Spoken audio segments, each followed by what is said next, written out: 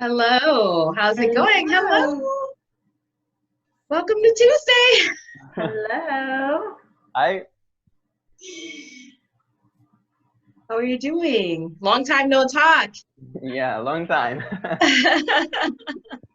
Very good, very good. I've already two questions for you. So Oh, great. That's That's wonderful. so great. Well, yeah, thank you so much for joining us today and coming prepared with questions. This is awesome. Thank you. sure. As Tiffany knows, I'm at the beginning of my learning process towards HR. So yeah, I'm here to learn. Great. Well, welcome, welcome, and welcome to everyone else who's joining us or watching us on replay.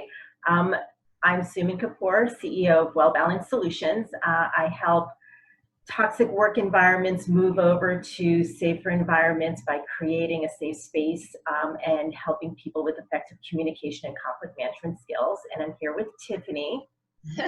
Yes, and I'm CEO of Sepher, and we help organizations build their infrastructure, create sustainable, engaged teams, and build processes, procedures, and policies and programs. So thrilled to be here today with Suman co-hosting again here. Yeah, so Tiffany and I have been coming on every week, again, working and with our groups and people who are showing up to continue conversations, these difficult conversations around race. So we want to welcome Daniel for being here today. Thank you so much for coming. Thank you. Great. So you said that you had a couple of questions. We'd love to start with at least one and see where we go with that. Yeah, I don't know if it has already been addressed, but my first question was actually, how do we deal as HR representatives with managers that show racist behaviors, and especially when maybe the CEO likes this manager because he brings in the result and pretends not to see this kind of behavior. That is a good one. Good question. Tiffany, you want to start? I'm throwing you under the bus, girl. It's fine. My wheels are turning. Yeah, I think, that's a tough one, right? And I think that's a great question.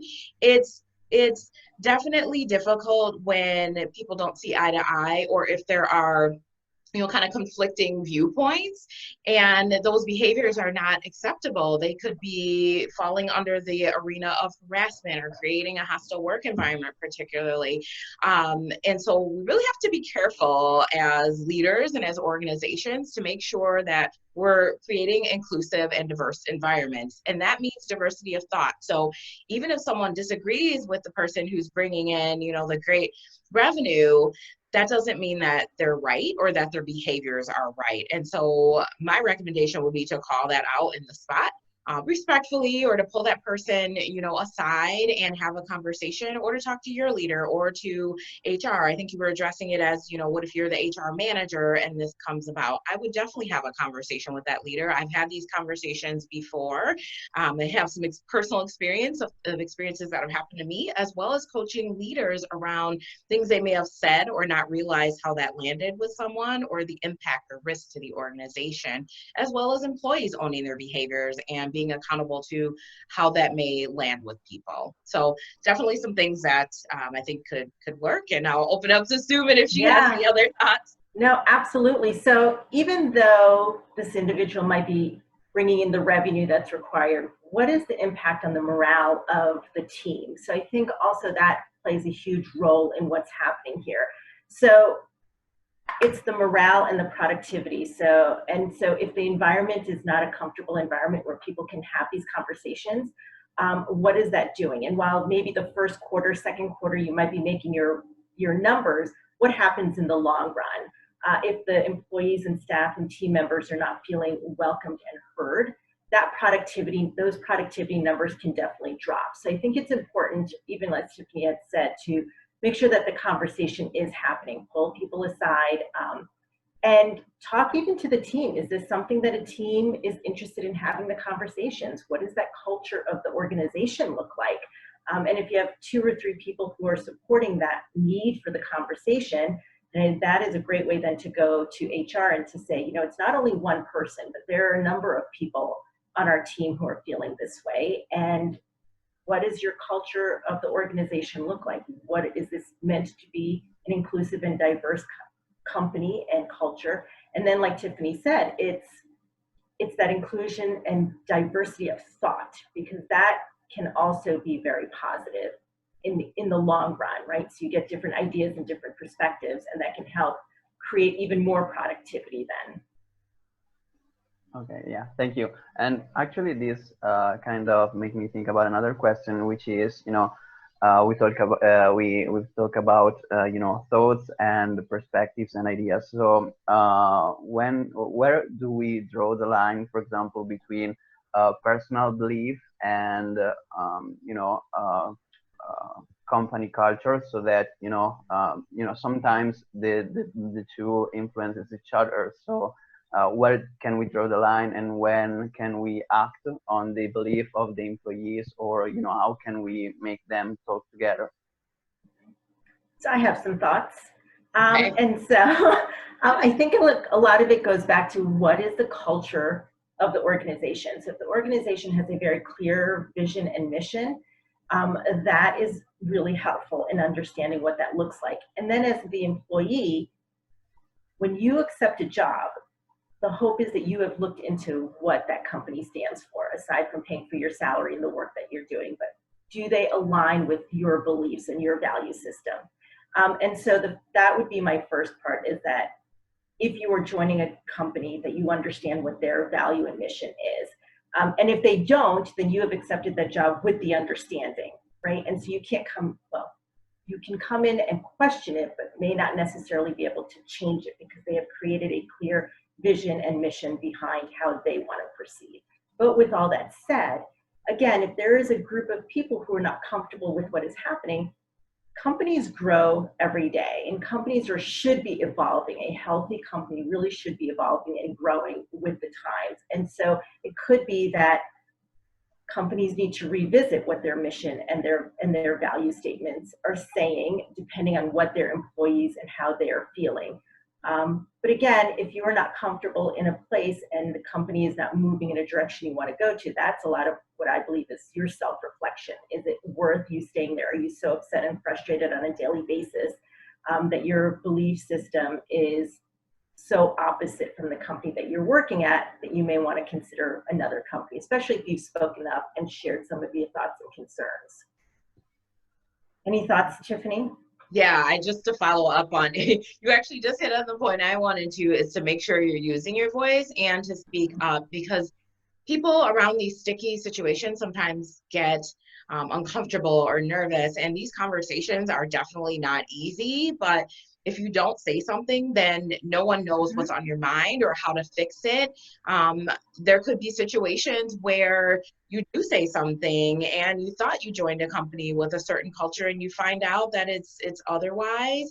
I encourage you to still use your voice and to still bring that up, because at the end of the day, it's about the right thing to do, and it's definitely something you want to share. You have to make sure that you're on the right side of things and that you're being a champion for diversity and inclusion, especially as we are and as you're aspiring to be Danielle in HR. It's very, very important that employees kind of lead that charge, even if leadership's maybe not doing the right thing, or even if you have stepped into a company and there's suddenly a mismatch to the job preview or the culture of what you thought you got yourself into. I mean, hello, raise my hand. I've been there. It's not easy. And I've had times where I've used my voice and it's not worked out that way. Those are difficult conversations too, but you have to, at the end of the day, do the right thing. Yep. And then to piggyback off what you said, Tiffany, is that maybe the culture and the value statement is there for diversity and inclusion, but unless someone says otherwise, HR and the company may not know that it's not being followed through by leadership. So that's another reason why I think it's very important to voice the concerns and to bring it up to those who can implement change, right? And so it could be then a reminder to leadership to say, hey, here's where we stand on diversity and inclusion. We are hearing otherwise, let's have the conversation. So unless they know there's a problem, nothing's going to change. Right. And that brings me to kind of another point too, that goes to the question that you asked, Danielle, is related to power and you know, kind of that power imbalance and the struggle. And we see that with these racial injustices, where there's this power struggle, but also it happens within companies. And when we have employees whose views or values don't necessarily mirror those of the organization. And so with that comes this, oh, do I say something? Don't I say something? What's that going to look like? I encourage employees, again, use your voice, because just because you don't have a position of authority, or you may not be in a position of power, doesn't mean that you can't influence. And so it's definitely one of those things where you want to say something and where you can have some impact. If you don't say anything, what you don't know what there could have been to lose, opportunity costs. So definitely, you know, don't, if you can, not get caught up in oh boy, but I don't have the authority or the power. This person's in leadership. That doesn't mean they still shouldn't do the right thing. Right. I know last week we touched upon how HR can actually be an ally to the employees who are concerned. You know, you can't get fired over bringing up these sort of conversations. And while we know that analytically, emotionally, it's very different, right? You're still very nervous, and you're still, how is this going to impact my movement up the ladder, or my relationship with my leader or my other team members? It's the emotion versus what can actually, and how it actually is structured. So HR is actually your ally and your friend. That is how it should work. We like to be friends. Contrary to popular belief, we're not out there looking to make enemies. We like partnerships and building relationships. Yes. Yep. HR gets a bad rap. I got to tell you that. We do. It builds intestinal fortitude. Exactly. Have to change that perception. I work hard on it. That's why my company's named what it is. Exactly. Exactly. What else can we answer for you? Do you have other questions? Yeah, the other one was actually about diversity and inclusion, because I hear a lot of news about those initiatives from, you know, big companies those days because of the, you know, Black Lives Matter movement. But yeah, I'm just wondering, what does an initiative like that looks like in practice? So you know, and how we can actually differentiate and recognize if a company is actually committed to diversity and inclusion, or if it's something that is just, you know, something to just say, okay, yeah, we are committed to that, but actually we are not. That's a good one. Yeah. We kind of touched on that last week. It came up a little bit, right? Yep. So I'll take a stab at this one. I think one of the really important things is really in the hiring process. So if a company is supporting diversity and inclusion, what does the team look like? What does the company look like? Is it diverse? Is it inclusive? And if it's not, then again, it's the voice, bringing up the voice to HR to say, hey, so here's my understanding, and here's what you're putting out, is that you are meant to be a diverse and inclusive company. But when we look around, it's not. Either it's very homogeneous. Men are in high leadership, women are not. So what does that really mean? And, you know, really calling them out to reevaluate how they are proceeding, at least on the hiring end. Agreed. And then, you know, kind of following that, it's back to our earlier discussion. What is the culture? And that sometimes, you know, should shine through in your policies, your procedures, your handbooks, your programs, which D&I, DEI programs and initiatives are part of that. So a lot of times we see, you know, and especially right now, we're seeing a lot of people post a lot of things on social media or have meetings within their companies internally.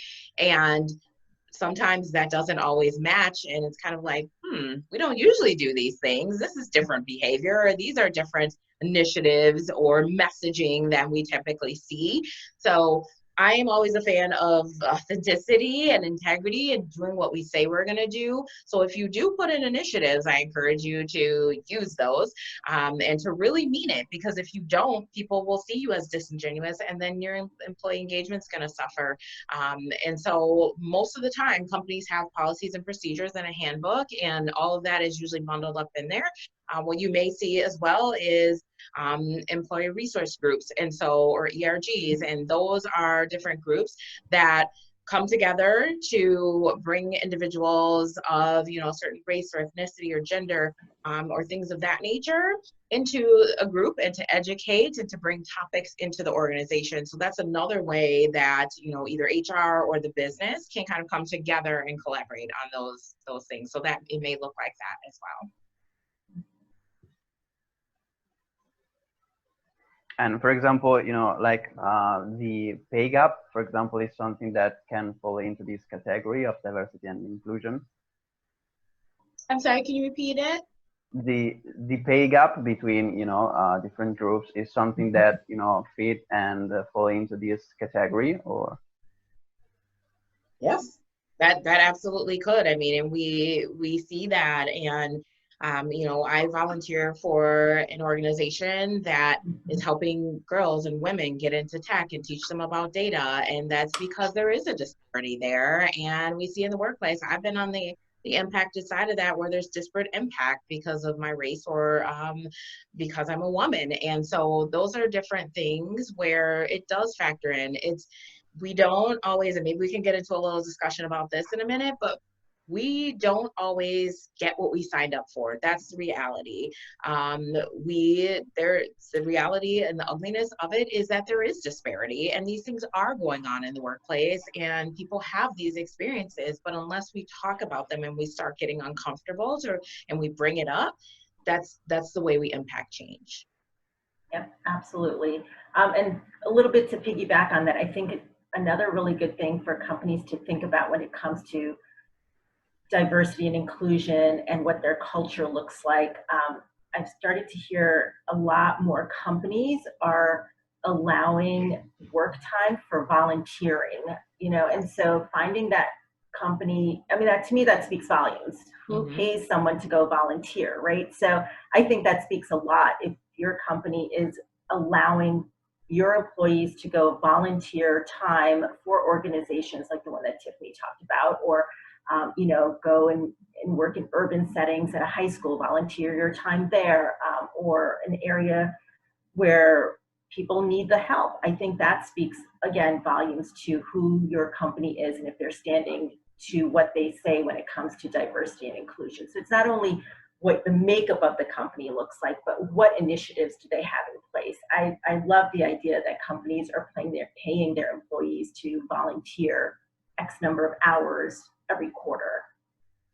Yeah, and I've worked for a few of those, and it's Great. So rewarding, whether you're reading children's books to kids, or you're volunteering to send, you know, food over to a different country and you're packaging that up, or whatever that looks like. There is such reward, and talk about engagement, and talk about doing things that are that aren't just lip service, right? To your point earlier, I think that, you know, those are things that really speak to the culture itself. And for one of the employers I've worked for, that was one of the things that I was like, oh, I want to work for them, because they actually allow you volunteer hours, and that piece is that community is very important to me. So, and get creative. There's so much you can do around DEI, and building your culture. But unless you explore that and you're open, you're not going to know what those possibilities are. Exactly.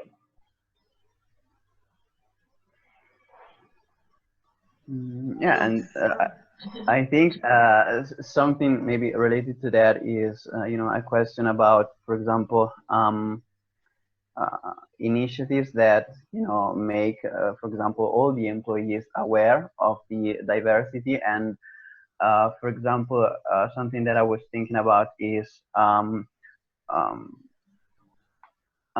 do we, you know, address, for example, conflict between employee related to, you know, different cultures and different backgrounds. So, you know, because again, it's something that belongs to personal beliefs of people and employees. So how can, for example, address and, you know, face those conflicts?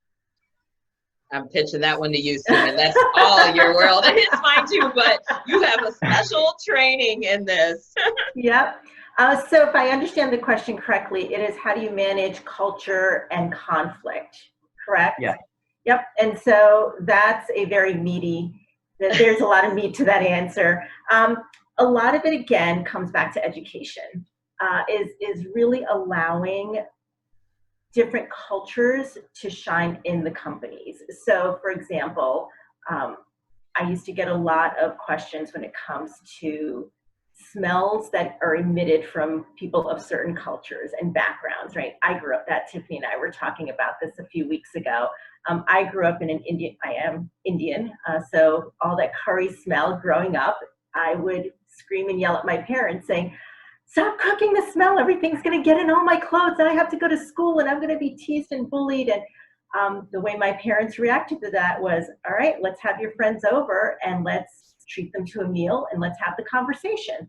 Let's talk about why we have these spices, how they're built into our culture, and why these spices are important to the foods that we eat. And here I was, a 7th grader, awkward teenager, and I had like 12 kids in my parents' house, and my mom was cooking Indian food, talking to half of them, and my dad was talking politics and Indian history. So a lot of it does come around to education. After that, I mean, the bullying stopped because people understood it, but of course there were some people who would still, you know, you walk by and they'd be like, oh, that smell, I bet your mom made curry last night, you know, so it's still gonna happen, but a lot of it comes down to education. And what that means for a company is really allowing companies and individuals to have a way to learn about each other. I know my mom worked for a big company in New York City, nationwide, actually worldwide, global company, and they did International Day, you know, and it's a lot of that education, bring in the foods, let's talk about culture, and let's share the commonality that we have, right? Everyone loves food. Everyone comes around, and that's a comfort. Let's talk about how that all comes together when it comes to learning about each other's culture. But I think the companies need to make it accessible and make sure that the environment is safe for that. So if there is leadership that is having, that is preventing these conversations, then I think it's important, again, to go to HR and say, hey, this is what's happening. How do we help this? This is not the culture that I understand this company to have. What can we do about it, right? So that's implementing all of that stuff. I know a lot of companies will have sort of these email chains going around of different movies that are around and what movies talk about what, and it's building teamwork. I think that's another really important thing, is creating a true essence of a safe team to have the conversations. There's a lot more when it comes to culture and conflict, which we can talk about at another time, but I didn't know if that kind of addressed some of your question. Yeah, for sure. Okay, and I can go deeper. I just didn't want to take this to talk all about culture and conflict. She could go on for days. I've learned so much from her. Maybe we'll set a different time to do that one. But there is definitely a lot around culture. Accent was another one. You know, I got those microaggressions. Oh, you're Indian, but you don't sound like one. And I was like, okay, you know, and it's a matter of, again, calling people out on that and explaining that, yes, we are all from different parts of the world and dialects can be different. You know, I used to hear stories about people who would walk out of meetings and say, I didn't understand a word she said, you know, talking to an employee who was from a different part of the world. And, you know, how do we get that? I hope somebody took notes because I didn't understand anything she was saying. And it's a matter of, again, asking in a very respectful and polite way, can you please repeat yourself? And then giving back, here's what I heard. Am I understanding you correctly? This is what I heard. And making sure that there is that clarity and that clarification in the message that you are hearing. Mm-hmm. Again, I could go on forever, but but those, let's like go back to those microaggressions though, because people do stuff like that, or they'll be like, oh, like you walk into a room and you can tell like, oh, they weren't expecting me to look how I look because of my last name, which is Italian, but it's my husband's last name. And so even my maiden name, you know, some people say, oh, well, that name sounds black or it sounds this. My maiden name doesn't. So again, even before I was married, I got those kinds of looks or like, oh, we're so surprised. You sound so like proper. And you'd be surprised the things that people will say right to your face, but imagine what people are saying behind closed doors. And that's why it really is important to have these conversations and to open it up. To Suman and I had a little bit of a discussion before this call about why people are so resistant to having these conversations or to being open or to listening. And it's fear. A lot of times it's fear. If you didn't grow up with someone who looked different than you, or who thought different than you, that can be challenging and threatening to people. Not that the person who's sitting in that skin or in that gender, that they're trying to be that way, but you shouldn't have to make excuses for who you are. And sometimes that fear drives people, and that comes out in the workplace. Like Suman said, like, oh, I didn't understand a word they said. And people are very vocal about that and don't give a second thought a lot of time about what that means or how that's a microaggression. Or, oh, you came to America, you should speak English. There's so many of these, right? We could get into this all day long, but I'm saying this because it's important for us to understand what those little things do and how they can trigger or impact someone negatively, whether in or outside of the workplace.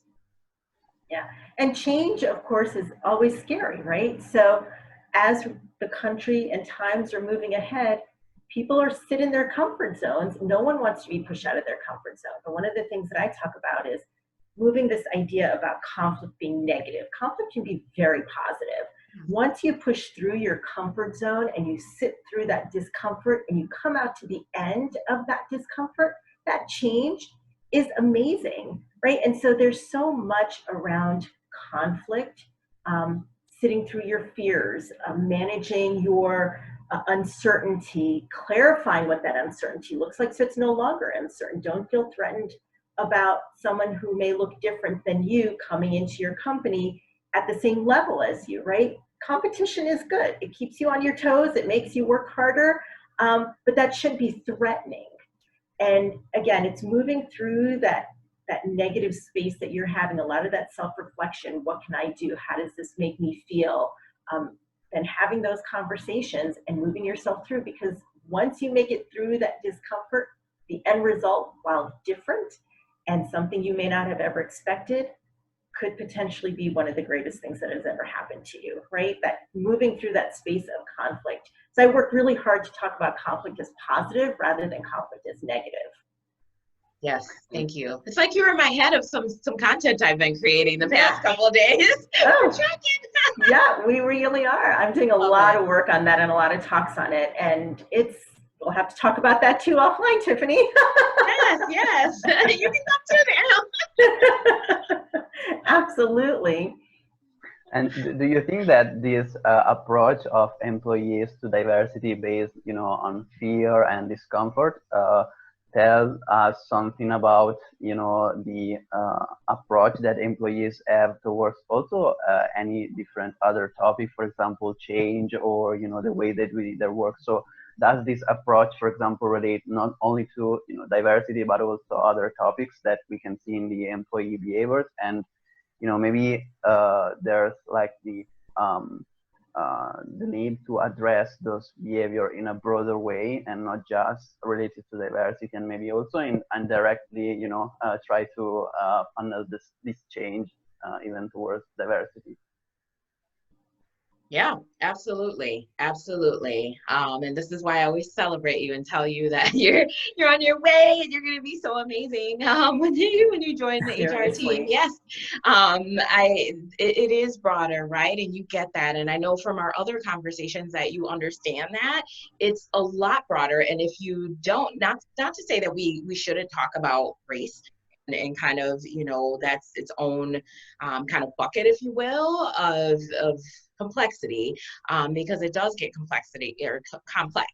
But at the same time, these initiatives and the D&I, all those things can help the types of changes, the way you communicate messaging, the way you include or exclude people, what behaviors you allow your employees and leadership to have, what policies and procedures do you have, how are you paying people, is it fair and equitable?